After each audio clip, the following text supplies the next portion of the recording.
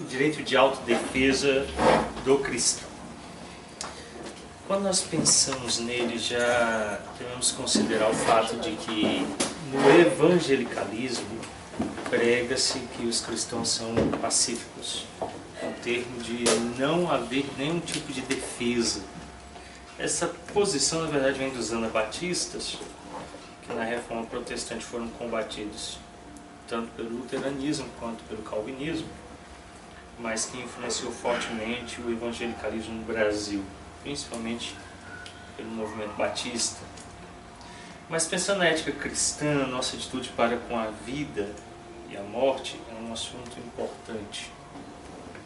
O sexto mandamento, vocês sabem qual é o sexto mandamento? Não matarás. Do sexto em diante, eles vão ser um verbo com o acréscimo da palavra não, né? Não matarás, não adulterarás. O sexto mandamento, ele nos fala que esse é um assunto importante para Deus.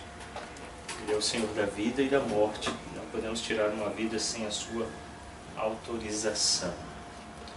Bom, pelo contrário, devemos respeitar a vida como um aspecto da nossa reverência por Deus. Quando nós pensamos nesse tema, há uma certa tendência à banalização. E a gente deve considerar o fato de que a vida é sempre importante, independe de quem esteja do outro lado.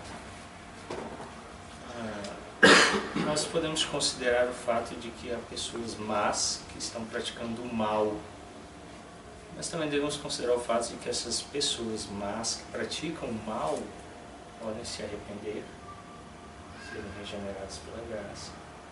E como nós, que outrora éramos trevas e agora somos luz no Senhor, se tornarem o que nós somos, crentes remidos pelo sangue de Cristo.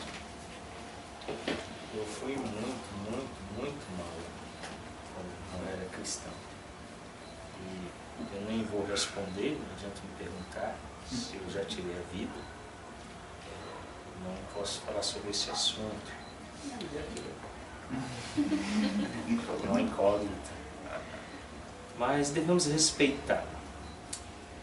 Alguns banalizam achando que é fácil e simples diante de várias situações que nos causam ojeriza, como por exemplo um estuprador, um assassino que tira a vida de uma pessoa, uma criança, ou uma mulher inocente, ou um idoso.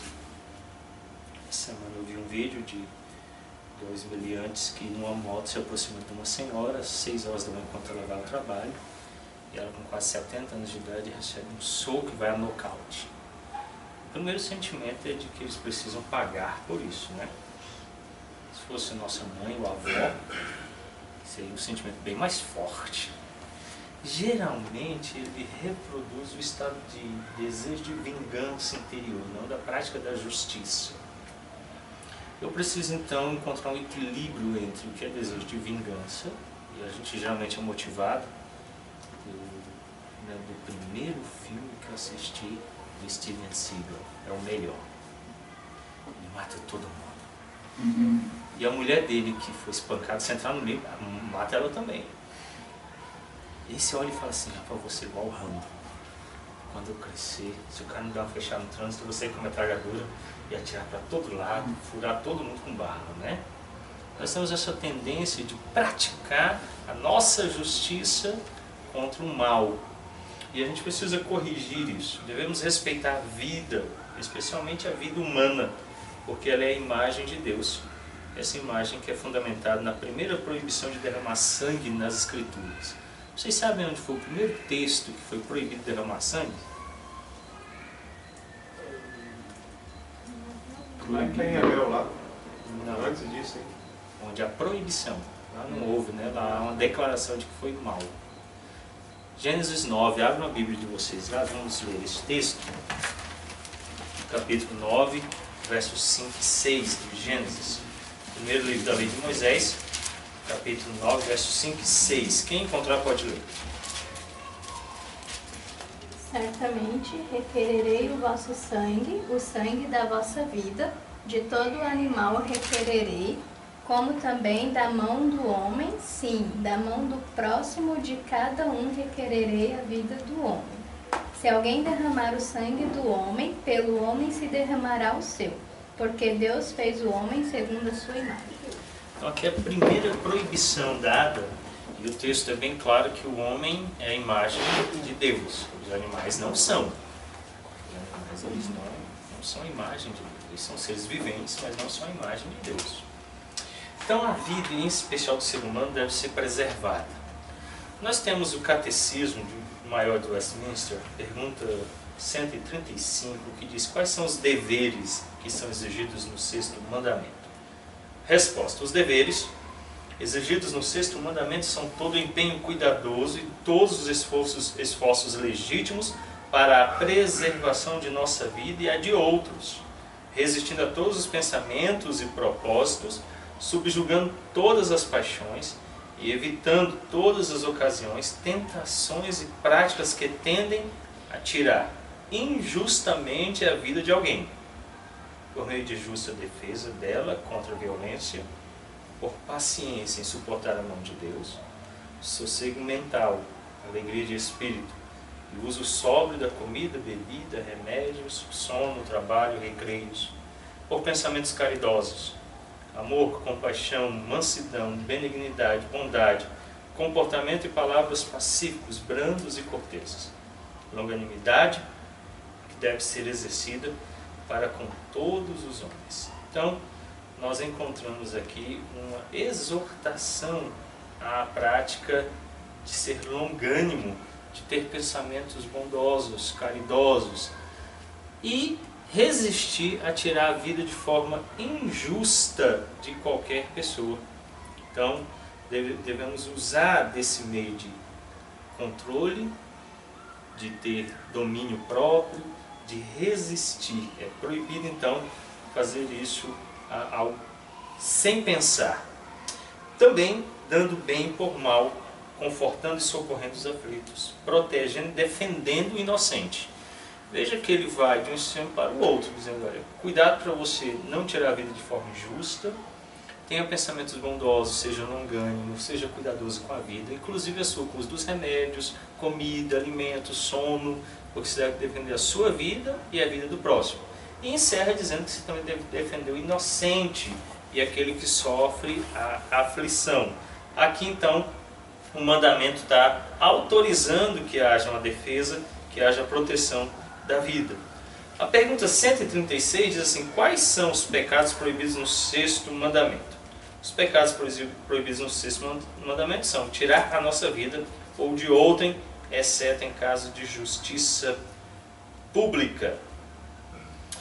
Mesmo assim, o que deve nos conduzir é um sentimento sempre da manutenção da vida. As pessoas me perguntam se é lícito portar arma. Sim, mas ela também traz uma grande responsabilidade. Eu, quando estava no início do namoro com a Elaine, chegando na casa do meu pai, o afilhado dele estava sendo roubado numa rua assim paralela, 10 metros de distância. Eu vi e falei assim: ele vai entregar a bicicleta, vai entregar tudo e eles vão embora. Era um cara com uma arma apontando para ele e ele estava com a avó dele. Eu fiquei parado esperando e ele reagiu. Enquanto ele lançou uma das sacolas no mercado, ficou preso, ele puxava a arma, o cara puxava. Eu falei: ele vai tirar a arma e vai matá-lo. Então eu corri e desarmei ele antes, que foi lançado ao chão. Mas ele tinha outros 2 companheiros que o aguardavam no terreno baldio próximo, que vieram socorrê-lo. Eu troquei a arma de mão, entrei em combate corporal. Um deles era mais alto, mais forte, não sucumbiu aos golpes. Então eu tomei a arma e dei um único tiro na perna dele. Isso, é claro, resulta em um processo, porque mesmo que seja legítima defesa, eu vou ser processado. Mas é uma decisão difícil. E eu digo para você que você pensa 1000 vezes antes de atirar. Tirar vida não é fácil. E por mais que seja legítimo, isso assombra os seus pensamentos e a sua consciência para sempre. mesmo que seja para defender o inocente, não é fácil. E quem atira sabe que também não é tão fácil quanto se diz mirar nas partes que não vão tirar vida. É muito difícil. Então, quando o catecismo fala que você deve sempre preservar a vida e em casos de necessidade da defesa usar, ele está dizendo que isso é um extremo muito extremado, que vai bem além daquilo que às vezes a gente acha que o roubo de um tênis de R$100 que está na carteira justificam tirar uma vida. E a gente fica escandalizado, né? Poxa, fulano matou por causa de um tênis, matou por causa de R$15 que o cara tinha no bolso. Então, quando você mata o assaltante, não é a mesma coisa? Porque eu não acredito que vocês andem com mais de R$10 mil no bolso. Ou vistam alguma coisa que valha muito mais do que 20 mil, 30 mil, que também não justificaria, porque quanto é o preço de uma vida? Por mais que ele seja pecador e esteja praticando o mal, ainda é uma vida. Então eu não posso assumir prerrogativa de juiz final em detrimento do meu bem-estar ou da manutenção daquilo que eu possuo, que dificilmente vai ser tão valioso a ponto de tirar outra vida. Veja que o parâmetro vida por vida é estabelecido quanto diz respeito à vida. O homem que tirar a vida terá sua vida tirada. Não diz o homem que rouba uma casa, o homem que rouba um tênis, o homem que rouba R$100. É a vida. Então, quando você vê uma situação, você vai ter que pensar muito bem. Eu fui roubado uma vez e a pessoa estava armada, pediu o relógio, a carteira, eu entreguei tudo, ele foi embora tranquilo e eu fui embora para casa tranquilo e feliz da vida. Não havia nada que justificasse uma reação. E como eu conheço bem o poder das artes marciais, eu sei que talvez tire mais rápido a vida do que uma arma. E eu sei que não é fácil controlar também. Não é como nos filmes, que você vai fazer algo e vai dar um resultado desejado. Às vezes é muito ruim.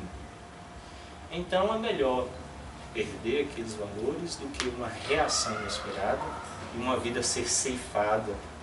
Então eu preciso ter essa capacidade da preservação, minha e dos outros, diz o mandamento. Não é somente a minha. Bom, pensando no mandamento, o sexto, a linguagem do mandamento nos leva a algumas aplicações amplas. Primeira, o verbo hebraico que é utilizado lá para o termo que é traduzido por matar, é o termo hatzar.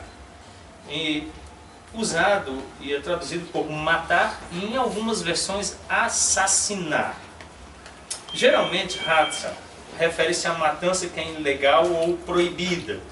Esse verbo, então, ele é sempre usado para alguma ação de morte ilegal ou proibida. Então ele não é um termo tão amplo, ele está se restringindo a uma situação específica. Sugere-se então aqui que a melhor tradução é assassinar, não o termo genérico matar. Ele está pensando em algo mais específico do que só matar.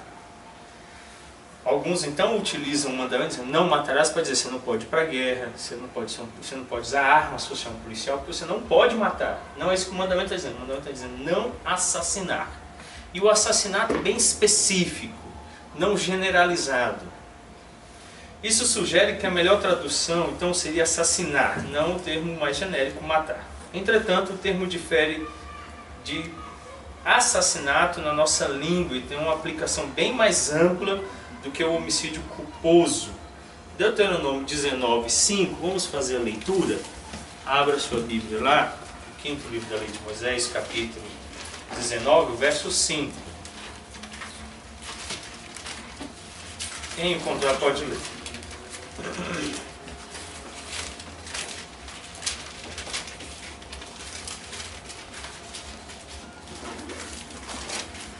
Deuteronômio 19:5. Assim, aquele que entrar com o seu próximo no bosque para cortar lenha e manejando com impulso o machado para cortar a árvore, o ferro saltar do cabo e atingir o seu próximo, e este morrer, o tal se acolherá em uma destas cidades e viverá. Eu lembrei tanto desse texto semana passada. O presbítero Silvano comprou uma fazenda, nós fomos lá reivindicá-la, né?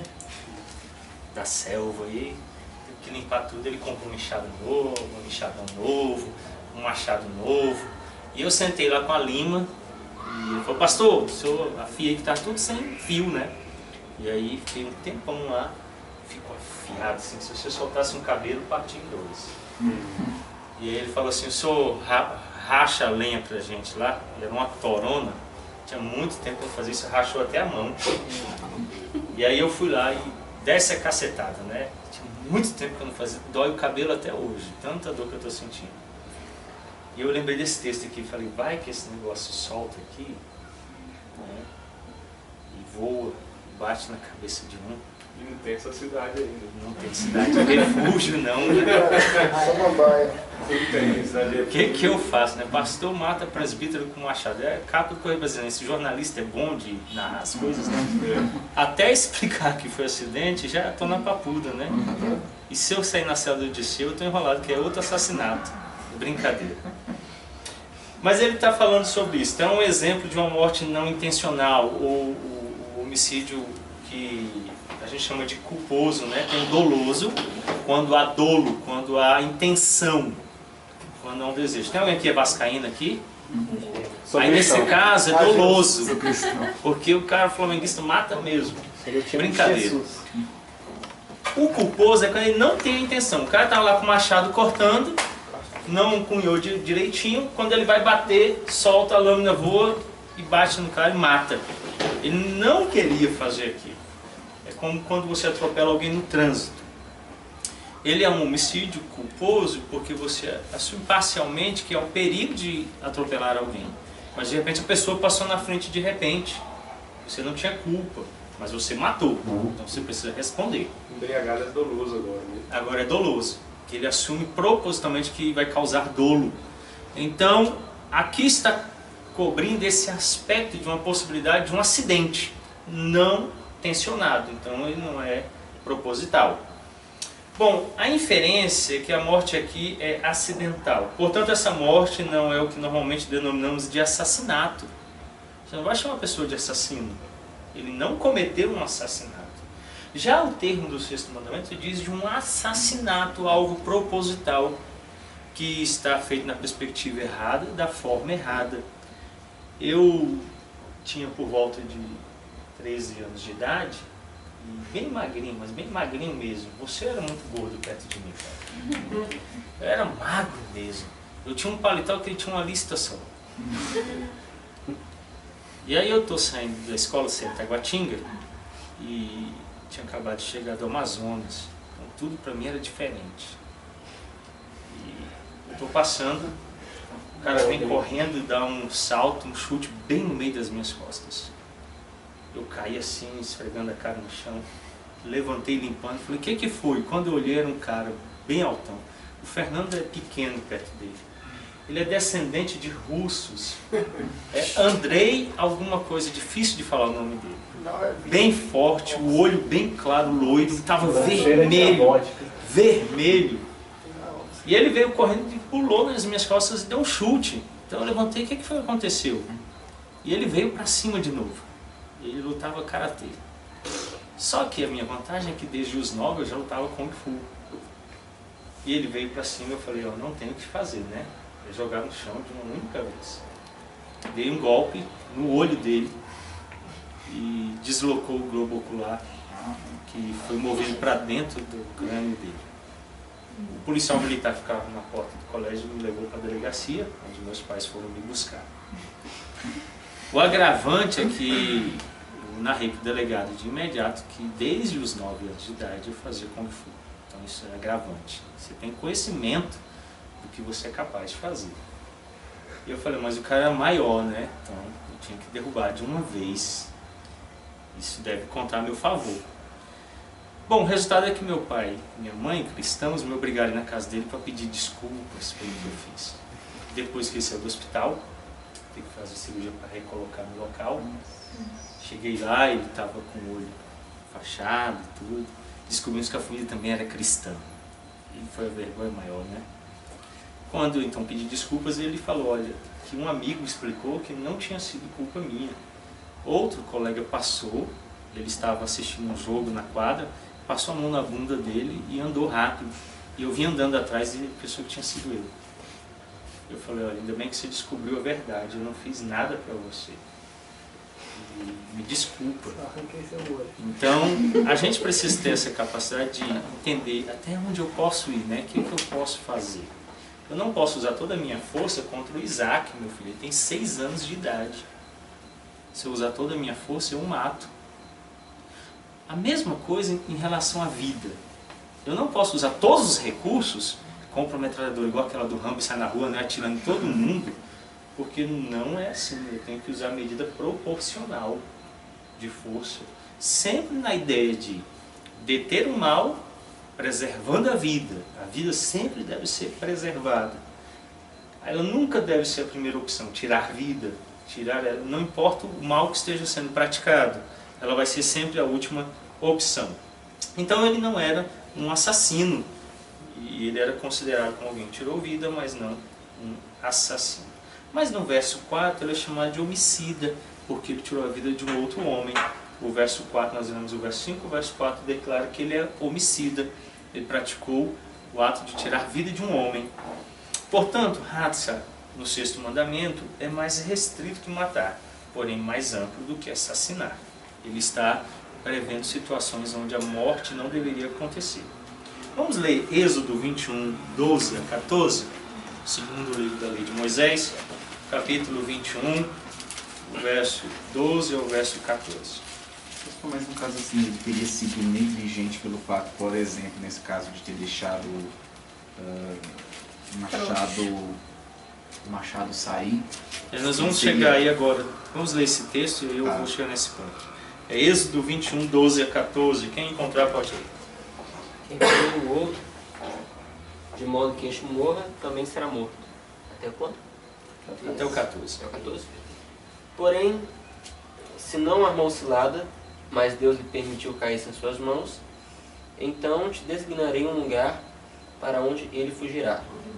Se alguém vier maliciosamente contra o próximo, matando a traição, tirá-los até mesmo do meu altar para que morra, concluiu aqui. Isso. E agora vamos ler Números 35, 4 livro da lei de Moisés, os versos 9 a 34.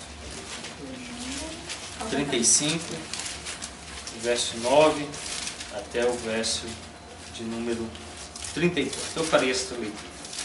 Disse mais o Senhor a Moisés: fala aos filhos de Israel e dize-lhes: quando passardes o Jordão para a terra de Canaã, escolhei para vós outros cidades que vos sirvam de refúgio, para que nelas se acolha o homicida que matar alguém involuntariamente. Estas cidades vos serão para refúgio do vingador do sangue, para que o homicida não morra antes de ser apresentado perante a congregação para julgamento. As cidades que derdes serão 6 cidades de refúgio para vós outros. 3 dessas cidades dareis deste lado do Jordão, e 3 dareis da terra de Canaã. Cidades de refúgio serão.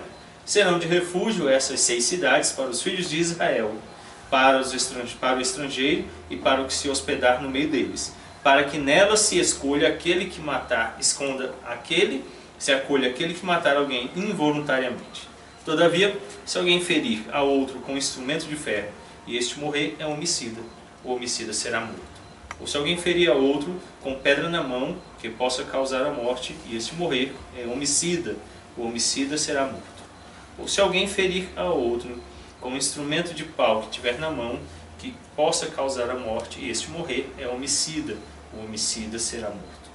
O vingador do sangue, ao encontrar o homicida, matá-lo-á. Se alguém empurrar a outrem com ódio ou com mau intento lançar contra ele alguma coisa e ele morrer, ou por inimizade o ferir com a mão e este morrer, será morto aquele que o feriu, é homicida.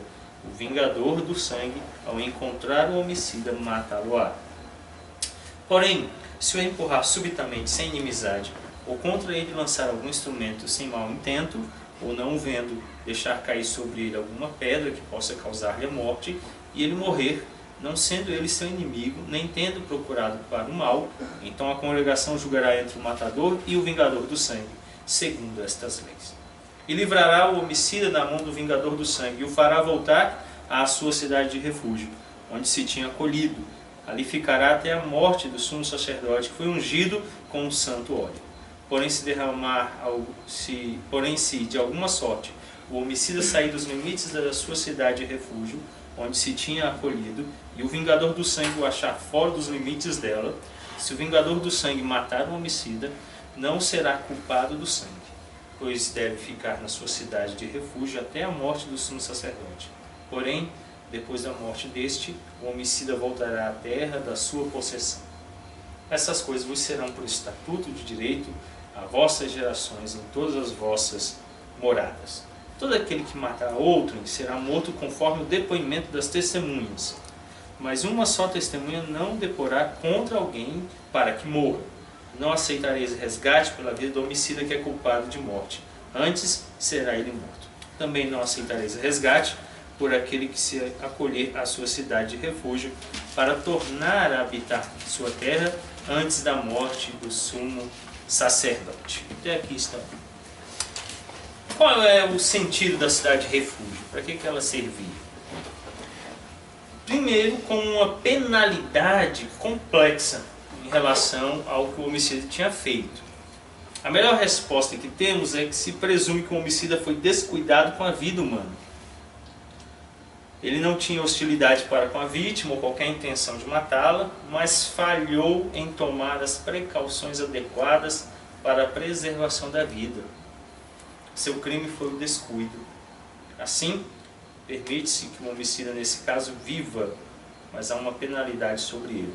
Agora ele precisa ser extremamente cuidadoso com a própria vida dele. Então o Tiago, ele está lá, ele não fez o trabalho como tinha que ter feito, cunhado de forma certa, e aquele instrumento que era para servir se tornou um instrumento para a morte. Houve descuido, negligência. E nesse caso, então, ele tem a opção de viver agora todo o resto da vida dele ali naquela cidade de refúgio, deixando tudo para trás e ficando ali como seria uma espécie de prisão. Se ele sai dos limites, como não havia governo instituído, como nós vemos no Novo Testamento em Romanos 13, o ato de governo era exercido pela família. E ele exercia o direito de vingança contra o que matou. Ele poderia tirar a vida. Agora, porque ele foi descuidado com vida, ele tem que ser muito cuidadoso com a dele, vivendo somente dentro dos limites da cidade de refúgio. Hoje nós temos parcialmente esse princípio estabelecido na pessoa, por exemplo, na minha. Sendo pai e esposo, eu devo defender minha casa. Se alguém age contra a vida da minha família, eu tenho o direito de defender minha família tirando a vida dele. Em caso de tentativa de tirar vida. Se eu não o alcanço, ele vai ser punido pela justiça. E aí meu direito cessa. Então, agora nas férias do ano passado, eu era para eu ter viajado, mas aconteceu uma morte súbita, eu tive que ir no velório, fazer o ofício fúnebre. E quando eu cheguei em casa à noite, o diácono Eugênio estava lá, e eu descobri um cara em cima do telhado lá de casa. Você também estava lá. E aí eu corri atrás dele, eu fugi para dentro da igreja, eu corri atrás desse, chamei esses caras, e eles... Quem não caiu ficou escondido dentro do templo.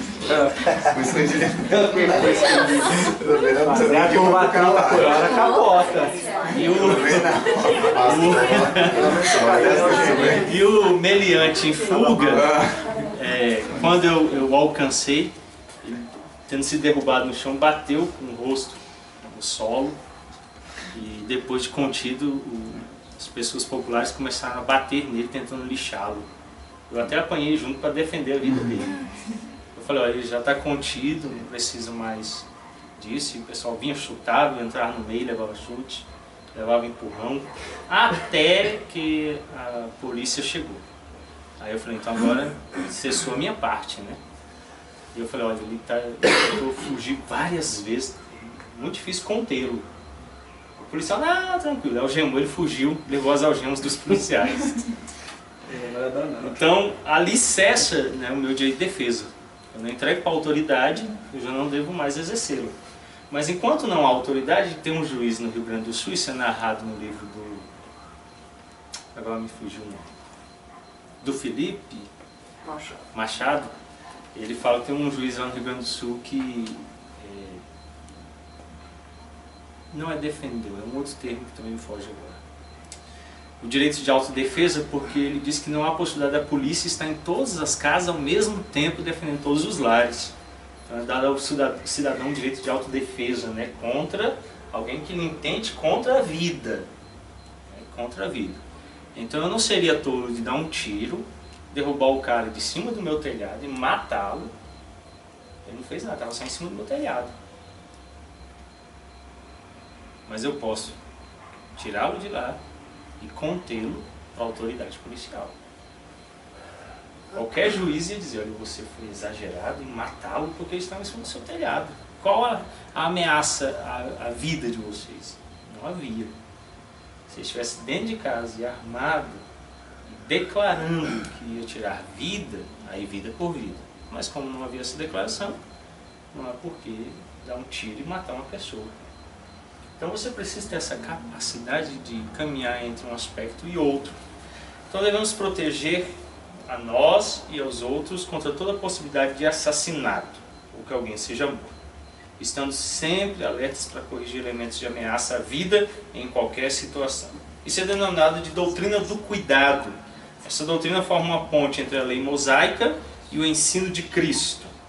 No Novo Testamento nós vamos encontrar a denominada ética do amor. Vamos ler no texto Mateus 23, 34 a 40. Ou Mateus 22, me desculpe. Mateus 22. Pastor, só aqui no texto de Números, esse o vingador do sangue, no caso, seria a família? A família, o parente de maior idade é que tinha o direito de vingar o sangue. Bom? Maior idade que vingava. Pai, Capaz, qualquer que fosse de maior idade era o que era o vingador, se tornava o vingador. Mateus 22, 34 a 40. Quem encontrar pode ler. Entretanto, os fariseus, sabendo que ele fizera calar os saduceus, reuniram-se em conselho. E um deles, intérprete da lei, experimentando, lhe perguntou: Mestre, qual é o grande mandamento na lei? Respondeu-lhe Jesus: Amarás o Senhor teu Deus de todo o teu coração, de toda a tua alma e de todo o teu entendimento. Este é o grande e primeiro mandamento. O segundo mandamento, semelhante a este, é: amarás o teu próximo como a ti mesmo. Destes dois mandamentos depende de toda a lei e os profetas. Quem é o teu próximo aí? Todos. Todo mundo. Toda a vida. Então o que o texto está declarando? Amarás o teu como a ti mesmo. Então você deve amá-lo como você mesmo. É claro que esse texto é um eco lá de Deuteronômio 6,5 e Levítico 19,18. Mas o ensino de que devemos amar nossos inimigos aparece em ambos os testamentos, Antigo e Novo Testamento. E Levítico 19,18 contrasta o amor ao nosso próximo com a nós mesmos, com a busca da vingança. Então lá em Levítico ele está trabalhando a ideia de que você não deve priorizar a vingança, mas você deve amar. Então, a vingança, ela nunca deve ser o propósito. Eu não devo agir por vingança. Eu não devo me tornar vingador. Eu devo agir sempre no propósito de preservar vida. Que é diferente do que a gente vê hoje nos filmes, as proposições são apresentadas. Eu acho, por exemplo, muito fora dessa perspectiva cristã de defesa, eu ter uma arma automática em casa. Uma arma automática para usar em guerra. E eu duvido muito que alguém tente roubar a sua casa com uma arma automática. Então, exagero. Por que eu uso uma arma que serve para derrubar várias pessoas, se possivelmente eu vou ter que defender muita dificuldade de um somente? Isso não vai ser tão comum, porque a minha defesa só pode acontecer quando há perigo à vida. Se não houver perigo à vida, eu não tenho autorização para matar. Posso me defender de muitas maneiras. Por exemplo, eu posso ter um cão adestrado que impeça ou contenha o homem mau. Eu posso ter muros e cercas que impeçam e contenham o homem mau. Mas já usar o primeiro parâmetro de derrubá-lo e destituí-lo de vida, eu estou agindo da forma contrária ao mandamento, que está dizendo para eu não matar de forma desproporcional. Toda vez que ameaça a vida, eu defendo a vida. Se não ameaça a vida, eu devo usar uma defesa em menor efeito para não tirar vida, só para conter. Bom, Lameque, por exemplo, é um caso de busca da vingança. Olha em Gênesis 4, 23 a 24. Primeiro livro da Lei de Moisés, capítulo 4, verso 23 a 24. Quem encontrar pode ler.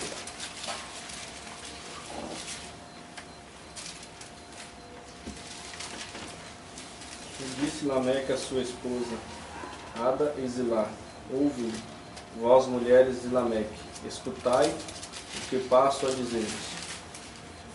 Matei um homem porque ele me feriu, e um rapaz porque ele me pisou. 7 vezes se tomará vingança de Caim, de Lameque, porém 70 vezes 7. Por que ele matou? As duas situações que ele matou? Feriram ele e pisou. Ele feriu e pisou. Ele está usando aqui uma estratégia para compor esse poema, é o primeiro poema escrito depois que Adão escreveu de Eva, que é contrapor situações. Ele chama as duas mulheres e dá exemplos duplos. Primeiro exemplo duplo: matei um que me feriu e o outro que me pisou. Ferir e pisar, ele está comparando como iguais. Depois ele usa 7 vezes vingança de Caim, que matou, de mim se tomará vingança 70 vezes 7. Então o ferimento não foi mortal, não é um ferimento tão grave, ferimento comparado a uma pisada. Você já pensou em matar alguém porque pisou você? Eu sei, não preciso responder. A gente já quis matar irmã, irmão, né? Eu te mato, né? No trânsito então, de Brasília, eu te mato se eu te pego, né? Dá aquela fechada em você, aí você fala, te mato, né? Nós somos assim. Então ele está simplesmente dizendo que por um motivo bem banal, bem simplório, ele matou. É um exemplo bem negativo. Em Provérbios nós encontramos uma orientação contrária a essa. Capítulo 20, verso 22. O cara ainda fala no sentido de música, né? É tipo da leste. Esse aqui foi o primeiro rap carioca. Tinha que ser por Lameque, né? Esse povo do mal não cansa. Provérbios 20, 22. Alguém lê, por favor.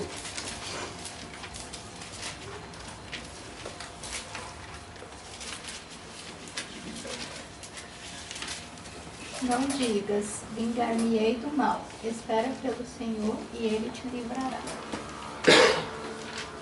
Vamos entender. Ele está dizendo que você não deve se tornar vingador de forma pessoal isolada. Aos ofícios. Tá? A ofícios. Por exemplo, se houver convocação para guerra, quem serviu aqui? Rapaz, nunca mais o Brasil vai. Estamos bem, né? Tomara que não haja guerra contra nós. Eu era estudante. Tomara que não haja nenhuma guerra contra nós. Eu era estudante, ele pode. Fizeram melhor para essa vida. Poxa vida. Todo mundo Então, dispensado. Eu também. se houver, Rural não pega, não. se houver uma guerra, nós temos que nos reapresentar em caso de necessidade. Pegar as armas novamente. Primeiro quem vai é quem serviu, né? No dia que eu estava conversando lá em casa sobre isso, nós passamos em frente ao quartel e estavam sendo apresentados os novos conscritos, né? E o Isaac ali se leu, falou, pai, o que é conscrito? Eu expliquei que eram os recrutas que estavam chegando no quartel. Aí eu falei assim, e ela falou assim, por que eles vêm? Eu falei, porque é obrigatório. Eu falei, e o Isaac vai ter que um dia se apresentar. Ele, eu não vou. Eu falei, vai. E quando chegou em casa, eu fui falar com a mãe dele, né? Mãe, papai disse que eu tenho que ir pro quartel. Eu falei, não, você terá que ir. Você ainda não tem que ir, mas você vai ter que ir. Aí a Alice falou, o senhor foi? Eu falei, fui. E ela falou, o senhor tem que voltar? Eu falei, se um dia for preciso, eu devo me apresentar novamente e pegar em armas. Por que a gente faz isso? Porque às vezes há outras nações que com intenção ruim querem invadir a nossa nação. Nem sempre é assim, mas pode acontecer. Quando for uma guerra justa, e nós devemos defender a nossa terra. Então, as situações nas quais eu vou tomar vingança, porque é o ofício. Então, eu fui instituído para servir naquela força armada. No ofício de esposo ou de pai, se alguém tentar contra a vida da minha família, o meu dever é protegê-los. Então, ali você está exercendo o ofício. Você não está tomando a vingança simplesmente para si, porque há vários meios legais de fazer. Então o provérbio está dizendo que você não deve se tornar, deve confiar em Deus. A nossa ética sobre o assunto é dirigida lá por Romanos 12, 14 a 21. Vamos fazer a leitura? A Epístola de São Paulo, aos Romanos, capítulo 12. Esse texto eu farei a leitura, do verso 14 ao verso 21.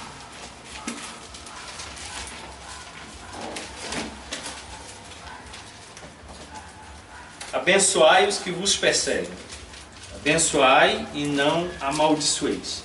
Alegrai-vos com os que se alegram e chorai com os que choram. Tende o mesmo sentimento uns para com os outros. Em lugar de serdes orgulhosos, condescendei com o que é humilde. Não sejais sábios aos vossos próprios olhos. Não torneis a ninguém mal por mal. Esforçai-vos por fazer o bem perante todos os homens. Se possível, quanto depender de vós, tende paz com todos os homens. Não vos vingueis a vós mesmos, amados, mas dai lugar à ira, porque está escrito, a mim me pertence a vingança, eu é que retribuirei, diz o Senhor. Pelo contrário, se teu inimigo tiver fome, dá-lhe de comer, se tiver sede, dá-lhe de beber, porque fazendo isto, amontoarás brasas vivas sobre a sua cabeça. Não te deixes vencer do mal, mas vence o mal com o bem. Então, a ideia é de uma substituição do sentimento de vingança pessoal, que tem sido hoje trabalhado, como o fato que eu narrei há pouco. Ao deter o meliante, a comunidade se juntou para lixá-lo. E bateram um bocado. Se eu não estivesse ali para impedir, teriam batido mais. O sentimento de vingança, de exercer vingança. Então nós não podemos retribuir o mal com o mal, mas com o bem. Inclusive servindo os inimigos. Nós temos que entender que isso não significa que eu não tenho direito de defesa. Tenho, em casos extremados, de ameaça à vida. Em outros casos eu devo trabalhar. O pessoal usa muito o texto lá de Jesus, quando ele diz que você deve dar a outra face para o inimigo, quando ele tiver um tapa. Ali não é ameaça de vida, né? Ali é uma afronta. Tapa na cara é afronta, está te afrontando. Então, lá na igreja uma pessoa foi exortada por mim quanto a um pecado, e no dia que ele estava, ele me cuspiu na cara. E indo então embora para casa, eu passei no tanque que tem no fundo da igreja, lavei o rosto, cheguei lá. Ela, por que você está molhado? E fulano me cuspiu. Ela falou assim, ele está vivo? Eu falei, tá. Porque há muito tempo atrás, realmente, não teria saído vivo. Mas a graça, né, soberana, né? Quando eu voltei à polícia militar como capelão, eu cheguei na classe dos soldados lá, entrei, eles ficaram em pé, aí eu dei a vontade, dei um tapa na mesa e falei assim, a graça de Deus é a favor de todos vocês. Eles abriram o olhão. Alguns anos atrás eu ia entrar aqui como oficial do BOP, agora eu estou entrando como oficial capelão. Então, em vez de estar todo mundo no chão, vai estar todo mundo sentado lendo a Bíblia. Deus é bom com vocês, né? As coisas mudam. Então nós temos que entender que Jesus ele está dizendo que se alguém te afronta, aceita a afronta. Padeça as dores. Depois ele fala sobre andar a milha, que eu já expliquei. A lei romana dizia que se o soldado romano, ou um romano, estivesse carregando peso sobre o cavalo, ele podia requerer um judeu e ele era obrigado a andar 1 milha carregando o fardo nas costas.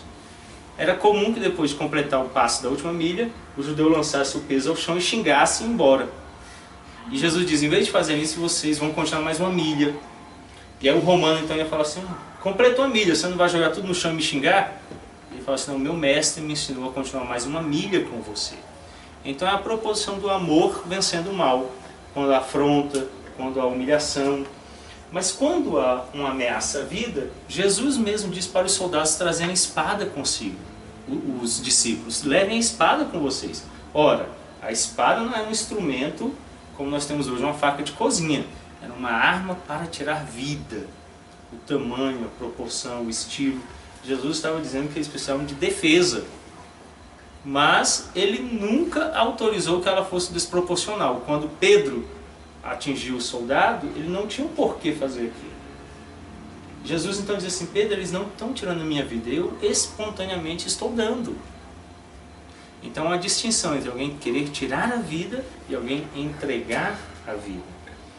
Então, quando nós pensamos nisso, que Paulo apresenta em Romanos, a vingança ela é uma obra de Deus. Deuteronômio 32, 35, Salmo 94, verso 1 e 1 Tessalonicenses 4, 6. Podemos confiar nele, porque ele realizará bem a sua obra. Deus designa então a família / Estado para executar a vingança no seu nome, em casos bem definidos pela lei, como mostra Romanos 13, de 1 a 7. Deus proíbe então que os seres humanos busquem vingança individualmente. Vocês viram lá o caso da cidade de refúgio? Matou, vai para a cidade de refúgio. Matou propositalmente, tem que passar pela congregação para haver julgamento. E depois de haver julgamento, ele pode ir para a cidade de refúgio ou ser entregue ao vingador. Não é uma coisa assim, livre. No Antigo Testamento o cara só puxava a espada, já matava todo mundo e estava tudo certo. Não. Tinha um tribunal, não podia ser só uma testemunha. Tinha que ser um grupo de 2 ou 3 testemunhas para ter uma confiabilidade no julgamento, para que então vida fosse tirada. Quando nós pensamos então acerca do direito de autodefesa, nunca deve ser algo que seja rápido, instantâneo e partindo de uma só pessoa. Ele deve sempre considerar os ofícios, o direito pertencente à autoridade e aqueles que exercem o direito de defesa do lar, sempre quando há ameaça à vida, sempre. E ele deve ser proposital. De vez conversando com o presbítero Everton, ele falou de uma situação em que a família dele teve que avançar com o veículo em direção a meliantes que queriam roubá-los. E eu falei, graças a Deus que não atropelou, senão o juiz ia condená-los. É uma desproporção enorme entre um cara e um veículo. Então nunca é uma forma correta de defesa. Eu falo para ele, se alguém entrar na frente do carro para tentar parar você e roubar você, você nunca usa o carro contra ele, porque é desproporcional. É desproporcional. Então um cara vem me roubar com um cabo de vassoura e eu dou um tiro com a 12 nele. É desproporcional. É desproporcional. Então eu preciso entender essa proporcionalidade, que ele tem direito à vida e eu tenho direito de defender a vida, sempre freando ele. Nunca usando aquilo que é extremado. Então se você dá um tiro na perna, isso vai ser considerado. Se você dá um tiro na cabeça, você não deu chance nenhuma. Então nós consideramos esse aspecto, ok? Alguma pergunta, alguma colocação sobre? Vocês sabem tudo ou nada, né?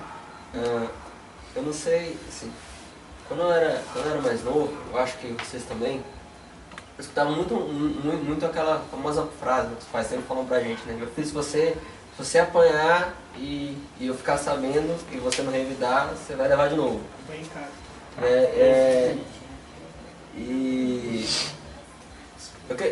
Sim, como é que a gente vê essa questão? Porque você falou da questão da banalização. Isso é claro, isso a gente está focando mais na questão de tirar a vida, mas também a gente está passando pela autodefesa. Até que ponto isso a gente poderia considerar como autodefesa e um conselho válido para dar para os nossos filhos ou de receber para os nossos pais. Bem, a Alice está com 11 anos. Se uma amiguinha dá um beliscão nela, eu digo para ela não revidar. Se a amiguinha dá um tapa nela, eu digo para ela não revidar. Que ela deve procurar a direção da escola, os pais, ou alguma outra pessoa adulta próxima e explicar a situação. Porque não dá a ela autorização para revidar. Não ameaça a vida. Por que ela revidaria? Então, um dia desses aconteceu na escola, de uma criança ter empurrado o Isaac. A Elaine ficou muito brava. Falou assim, se esse menino soubesse que o Isaac está aprendendo como foi, ele ia ver. A primeira lição que ele aprende é que ele não deve revidar. Ele aprende a apanhar quieto. Mas se o menino chegar tentando tirar a vida dele, ele deve revidar. Nós temos que entender isso. Então, quando um pai diz assim, meu filho, se o fulano te bate, você deve bater de volta, isso não é correto. Se alguém diz assim, você deve aprender artes marciais, porque se alguém vier roubar você, você vai revidar, isso não é correto. Correto é, se a sua vida ou a vida de alguém estiver correndo risco, você deve revidar. Se não houver risco à vida, você não deve revidar. Agora tem uma linha muito tênue, né? Quando eu sei que há risco, quando não há risco? É tênue a linha. Não tem uma fórmula. Não tem como saber. Como é que eu vou saber? Então, é algo assim complicado, muito complicado. Eu prefiro agir do lado da prevenção, da confiança em Deus, que Ele está nos guardando, e rogar isso sempre a Ele. Sabendo que, se necessário for, eu estar pronto, mas não buscar. Então eu não tenho desejo de andar com arma aparente, nem tenho desejo de sair na rua demonstrando que eu sou capaz de me defender. E uma pessoa uma vez me ameaçou de dar um tiro. Você não vai falar nada. Eu falei assim, não, o verdadeiro homem não fala, ele vai fazer. Se um dia eu tiver que dar um tiro, eu vou dar. Nunca vou ficar falando que eu vou dar. Se chegar uma necessidade de proteção, eu protegerei. Se não, para que explicar? Para que provocar? Em geral, e isso é um depoimento de um assaltante que roubava casas, ele disse que agia com grande violência quando ele era reprimido com grande violência. Então ele dizia assim, se ele descobrisse que havia muros muito altos, com arame farpado, e aquele proprietário tinha uma arma, ele sabia que ele já deveria entrar para matar, porque senão ele seria morto. Então a melhor ideia é sempre que você nunca provoque a violência. Então é manter a calma e tentar deixar aquela situação passar. Quando eu instruo isso, se alguém bate, você deve bater de volta, ele sempre vai ser alguém que vai reagir contra em qualquer situação. Menor que ela seja, ele vai reagir. Isso sempre vai provocar uma reação maior. Então é sempre melhor evitar todo aspecto de violência para cessar a violência. Orar pelos inimigos, se ele tiver fome, dar-lhe de comer, se ele tiver com frio, dar-lhe de vestir. A ideia é sempre provocar uma reação de amizade, não animosidade. Em vez de me odiar, ele deve entender que eu estou pronto a amar. Simples como a pomba, mas astuto como a serpente. Lembra do que Jesus disse? Assim que nós devemos ser. Então, um pai que instrui o filho a sempre reagir, ele está instruindo mal. Eu devo ter um parâmetro bem alto. No dia que houver perigo de vida, você deve reagir. Esse é o parâmetro alto, bem alto. Enquanto não houver, você deve estar disposto a ceder. Sempre. É o melhor. Mesmo que se comunica às autoridades, as autoridades não tomam providência. Desde que não há período de vida, não se há respaldo de revista. Sempre haverá uma autoridade disponível, né? Por Se exemplo, tratando de um se eu sistema grito- judiciário feito nosso, reto, sublime, perfeito, por enquanto ainda é uma opção, porque ele não é totalmente nulo, né? Eu sempre vou ter uma instância, no meu caso eu tenho os homens da vizinhança para gritar, para que me apoiem. Eu tenho a polícia, eu tenho o sistema jurídico. Sempre vou ter. Então, por exemplo, nesse dia eu gritei, o diácono caiu, o músico correu. Aí foi complicado. Mas eu tenho a confiança plena de que ainda há muita gente ao redor que pode socorrer. porque, por exemplo, se eu dou um tapa no menor de idade, pega uns 2 anos de cadeia. Se ele dá um tiro em mim, ele vai pegar 1 mês de medida socioeducativa.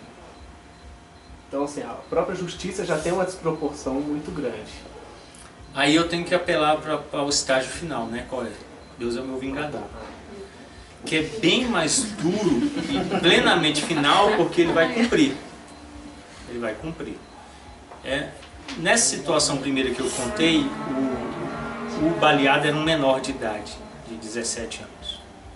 Uma semana depois ele estava fora já. Eu reuni os 40 alunos que eu tinha na academia, que eu dava aula de Kung Fu, os 20 homens da UPH da igreja, e fomos até a casa dele. A sala ficou assim cheia de homens, e ele sentado no sofá com a perna enfaixada por causa do tiro, morrendo de medo. Eu falei, não se preocupe, nós viemos aqui orar por você. Oramos e no final eu falei assim, todo esse pessoal, amigo pessoal, e eles sabem onde você mora, sabem o mal que você fez. Tem ameaça, não teve nada que afrontasse a vida dele, mas ele sabe Nós com 200 pessoas. que tem um monte de gente do meu lado, né? A oração, né? Senhor Deus, que esses homens armados não façam nada com isso. Na PH tinha delegado federal, agente, eles não estavam. Então, você tem aí né? Mas a sociedade sempre estará do seu lado. Sempre. Se você pedir o socorro, sempre haverá pessoas boas do seu lado. Nós temos o sistema judiciário que vai agir, apesar das situações que não são justas ao nosso ver, mas Deus é sempre a instância final, é nele que eu confio. É nele que eu sempre tenho E no confiança. caso de uma ameaça que você não sabe a proporção, tipo, sei lá, das 2 da manhã, a Núbia me cutuca, eu pego um facão e vou lá dentro. Não vou de uma banana. A Bíblia é nada sobre isso, né? O cara Sim. que vai para roubar à noite, Pois é Isso. morto. Eu não sei o que Ela tá declara que se você não tem... o texto bíblico declara que se for de noite, você pode tirar a vida. De dia não. Por quê? Ele entendia que de dia havia muitas pessoas que podiam auxiliá-lo, prestando-lhe socorro, se houvesse ameaça à vida. Se há alguém tentando forçar a entrada na minha casa, e eu informo com um grito, o aviso que eu estou ali dentro, e ele continua, ele já está se tornando uma ameaça à vida. Você já está autorizado a reprimir ele. Da proporção menor para maior sempre, né? Então, há sempre a possibilidade de contenção. Na hora de cabeça pensar tudo isso. É muito complicado, muito complicado. Eu faço aqui, né? Mesmo os mais experientes têm dificuldade, não é fácil. Não é fácil. Então o pessoal acha assim, eu sou a favor da autodefesa, vou comprar uma arma, sair por aí, tudo. Não funciona assim, não é simples, não é tão fácil como as pessoas pensam. Não funciona igual filme, não funciona igual filme. É bem diferente na realidade. Eu devo então estar sempre pronto a usar todos os meios lícitos. Então, viver uma vida simples, uma casa segura, sempre evitar situações de perigo. Então, se há um período em que há maior índice de roubos, e eu sei daquilo, eu devo me precaver e evitar situações de perigo. Um dia esse meu irmão ia sair, eu falei, moço, vai sair essa hora? Eu acho que não condiz com o fato de que nós devemos nos proteger. A proteção começa por aí. Então é melhor evitar do que ter que reagir contra uma situação. Então às vezes é melhor. Agora é muito complicado, sabe, Felipe? Você saber se o cara vai tirar a sua vida ou não. Então eu fico imaginando um menor de 12 anos de idade, que tentar entrar na sua casa, proporcionalmente, fisicamente falando, você é bem mais capaz do que ele para conter. A justificativa de tirar-lhe a vida vai ficar bem difícil de ser plausível. Aí ele está armado, aí já mudou, né? É O menor e a cenário muda. justiça está do lado dele. Agora, você deve defender a sua casa como marido. Geralmente é o gato que faz o barulho aqui. É a maioria das vezes. Mas eu volto para dentro de casa e falo, amor, fugiu uma onça do zoológico. Acabei de ouvir na CBN. Mas eu coloquei ela para correr. Meu bem, você é corajoso e tal. Bom, alguma outra pergunta ou colocação? No caso, a pena de morte ela pode ser vista como um processo jurídico assim, determinado hoje? Como uma representação bíblica de uma Sim, a Bíblia resposta autoriza, a quando a pessoa não teve os princípios de autodefesa? A Bíblia autoriza, defende a pena de morte. No Brasil nós temos ela quando a resistência à força policial, né, o policial pode tirar a vida, mas não há um processo jurídico para ser aplicado posteriormente. Em período de guerra, sim. Se houver período de guerra, há lei específica, mas fora não tem. Então eu devo sempre conduzir-me pelo princípio da preservação, importa de quem seja, né? Preservar a vida. Se ele continuar praticando o mal, aí a autoridade traz a espada para a punição dele. E eu posso fazê-lo para a preservação de uma vida que está sob o meu cuidado. Então isso não significa que eu vou sair na rua por aí defendendo todo mundo. Eu não sou super-herói. Mas se minha esposa e filhos estiverem em ameaça, é meu dever protegê-los. Se necessário, tirando vida. Mas isso é sempre a última opção. Ok? Bom? Então uma arma, o cara, por exemplo, tem uma arma em casa, também não traria para ele uma maior segurança, né? Porque você já não pode sair atirando, se o cara está tentando entrar na sua casa. Se você tiver com a arma e ele for entrar e ele vê, ele vai, às vezes, se você for pensar, ele vai acabar atirando primeiro. Né? Porque ele não tem amor à vida, você já está praticando aquilo. E também andar com ela na rua sem preparo não seria nenhuma vantagem também, que às vezes você morreria. Então, na minha opinião, eu falo mesmo, eu não teria arma. Só se eu fosse policial e eu precisasse dela, então não teria. Mas aí a gente tem que, eu acho outras formas, por exemplo, carro eu sempre coloco seguro, porque se o cara chegar e mandar eu descer do carro, eu vou descer e, né? Pega o óculos só. Nem o óculos às vezes dá tempo de pegar, então acho que seriam outras formas, mais fácil, que talvez te preservaria mais a vida do que uma arma, né? Porque às vezes a arma, é claro, um policial que tem um treinamento e você tá com ela ali, às vezes dá pra você reagir, mas também tem hora que o policial morre. Igual morreu na Samambaia uns 3 anos atrás, a hora que ele sacou a arma tinha outro atrás e matou ele. Então se ele não tivesse armado, ele não teria morrido, né? A arma é algo assim que vai requerer muito treinamento e ela vai ser sempre a favor ou contra. Se você sacar primeiro, ela foi a favor. Se você sacar depois, ela foi contra, né? Então é complexo. Há outros mecanismos de defesa eficazes, né? Por lei, eu sou proibido de portar arma por causa da lei, né? A lei diz que não pode haver porte de arma em igreja.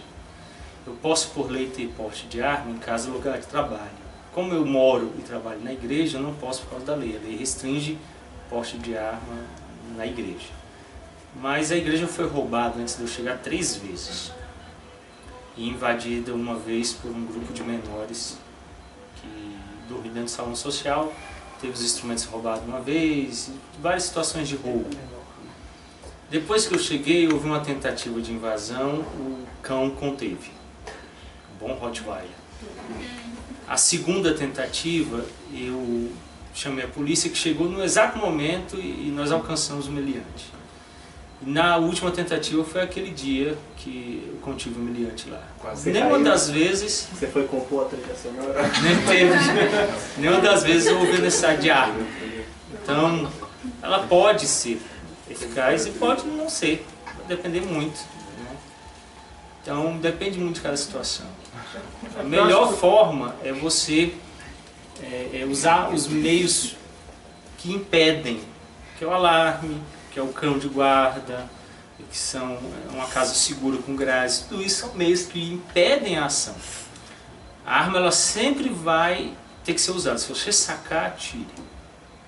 Se você precisou sacar, você tem que atirar.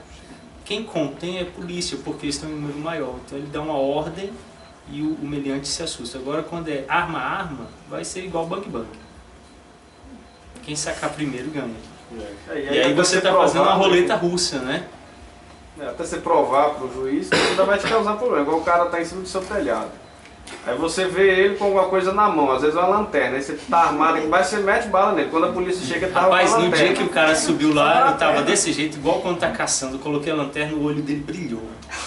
Isso bem no meio da testa, né? Mas para explicar... Ainda vai te trazer problema, porque o cara tava armado. Não, rapaz, uma lanterna. O cara tava com a lanterna. Quero explicar. Tava atrás pro do juiz. gato dele que sumiu. E Então, aí até você. Então sempre vai te trazer problema. Eu acho que o uso da arma ela vai te trazer sempre. Eu acho que ela não é o. Essa linha eu vejo muito nos discursos hoje, principalmente nas redes sociais, essa linha da autodefesa por autodefesa. De que eu preciso ter uma arma porque eu estou sendo limitado do meu direito. E aí as pessoas ficam nessa como se... E aí esquece dessa questão da desproporção, entendeu? Realmente é uma coisa muito complicada na hora de você avaliar isso. Mas hoje você tem uma defesa de uma forma assim, poxa, tá, o que você vai fazer com a arma? Só porque você quer ter uma arma? Mas e aí? E aí fica nessa questão e não leva as consequências disso. Tudo bem. Isso aí depende. Não, mas assim, enfim, é um pouco do que o Eugênio falou, eu acho um pouco complicado. E tem uma lei hoje, ela pode ser até falha, porque eu também nem comento essa questão porque eu não sei. Mas chegar nesse ponto de comentar quais os limites que a pessoa deve ser considerada legal para ter uma arma, né? No mas caso é aqui, por complicado exemplo, ter hoje, só a arma como um quando parâmetro. nós estamos aqui, se alguém chega aqui agora para nos roubar armado, se eu tivesse armado, eu não poderia fazer nada. Eu não tenho linha de tiro aqui. Eu poderia matar 2 ou 3 de vocês e o bandido. Será que vale a pena essa autodefesa? Quem vai morrer?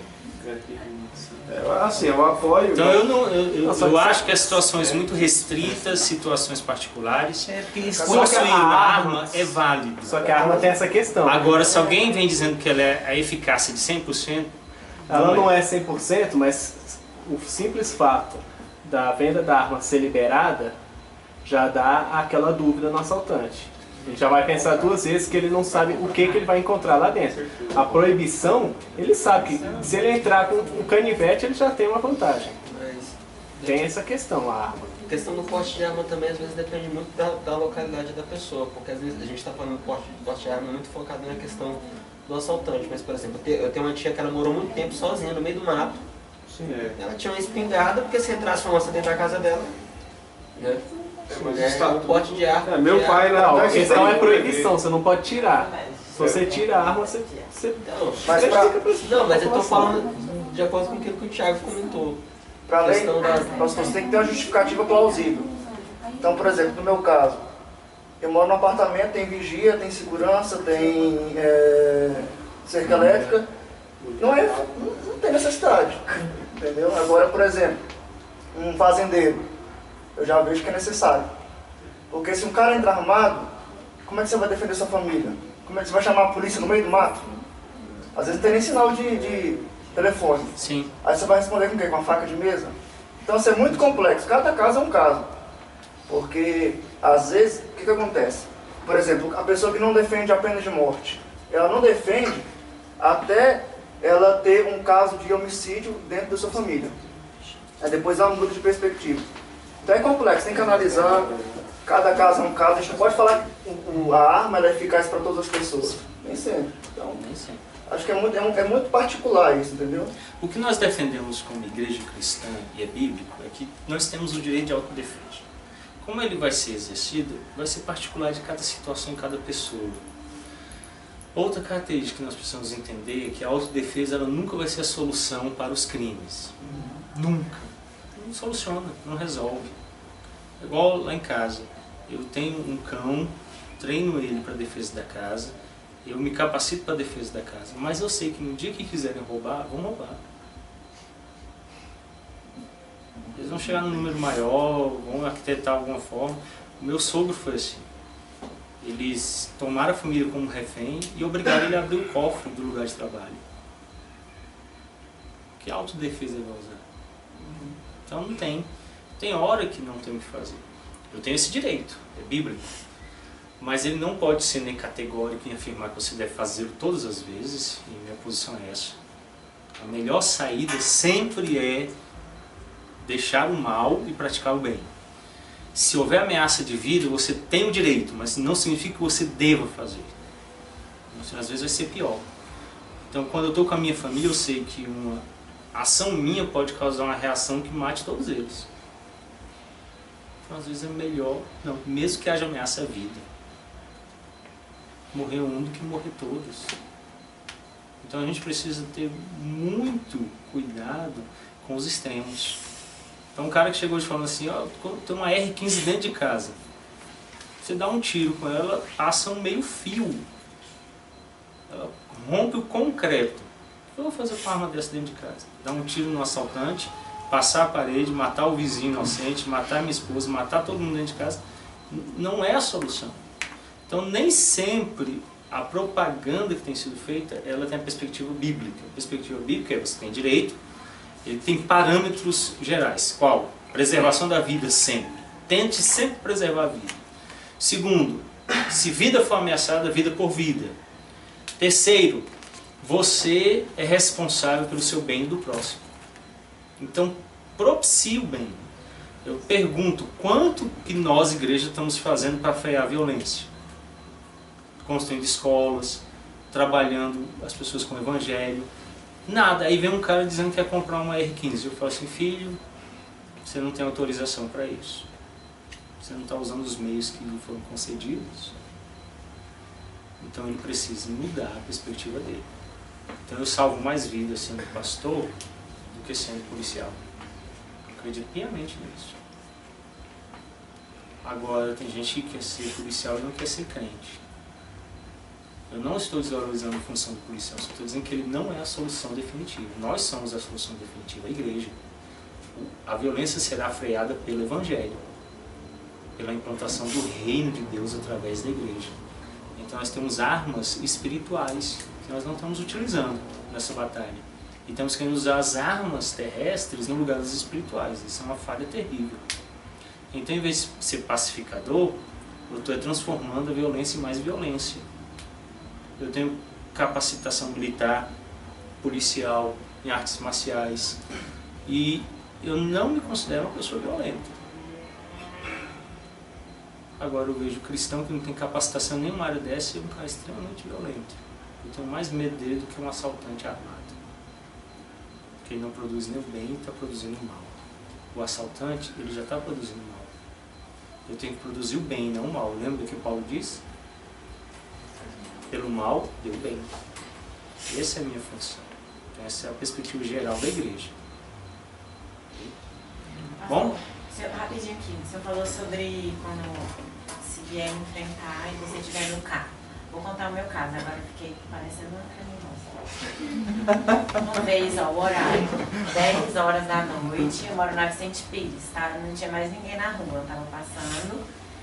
E aí um carro com 2 homens me fecharam em uma rua. Me fecharam assim, eu tava assim, eles começaram a andar devagarzinho, depois eles fizeram isso. Aí o que eu fiz? Eu fiz isso, né? Só que aqui era parede e aqui parede, muro, né? Fiquei, aí ele ficou encurralado, não tinha pra onde eu ir. Aí um desceu com uma faca assim, um facão, e o motorista tinha uma arma. Aí meu carro ficou travado, nessa hora eu só pedi misericórdia pra Deus. Aí a minha iniciativa foi acelerar, porque bico com bico com o carro e ele acelerou também. Só que nessa, eu acho que ele tava, o carro dele tava, depois ficou nervoso, não sei, que ele ficava com a arma assim pra fora, desengatou, não sei. Quando bateu, eu vi que falei assim, amassou e não pensei nem no carro. Aí nessa brechinha eu acelerei, empurrei o carro dele todo. Aí o carro dele desceu e eu subi e fui embora. E aí, eu já mandei. O que a gente considera? Uma pessoa a pé tenta me parar e eu passo por cima dele com o carro. É desproporcional. Eu mandei a Nubia fazer isso, apareceu alguém. É Aí o desproporcional. meu pensamento Desaconselho. Agora, eu empurrar o carro, eu ameaçar contra ele com o carro é uma coisa, agora eu passar por cima dele é outra coisa. Então, eu tenho sempre que pensar nisso.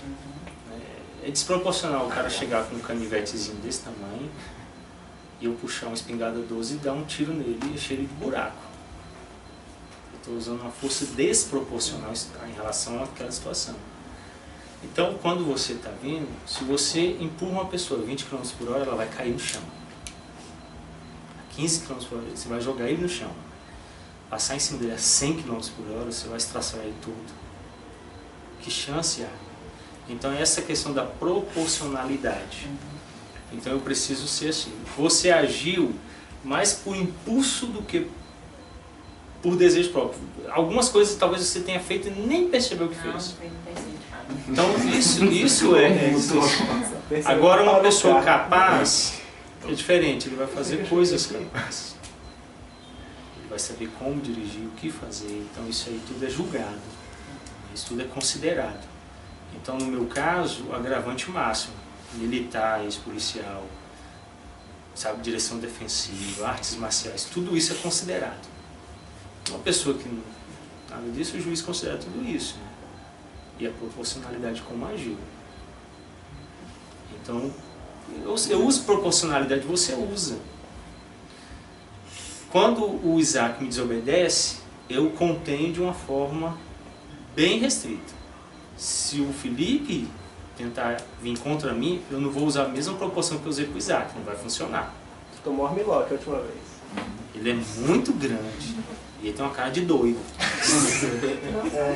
Tem que derrubar no chão de A uma última vez vez. foi imobilizado, hein? Só pra lembrar. Então, eu tenho que fazer... Agora, se vem uma criança me chutando, vocês acham que eu vou usar toda a minha força contra ela? Então, a proporcionalidade está aí. Então, eu preciso ter essa capacidade. Nem sempre funciona. É difícil. É difícil. Bom? Ok? Ok. Vamos aos comes e bebes? Então, a palavra está...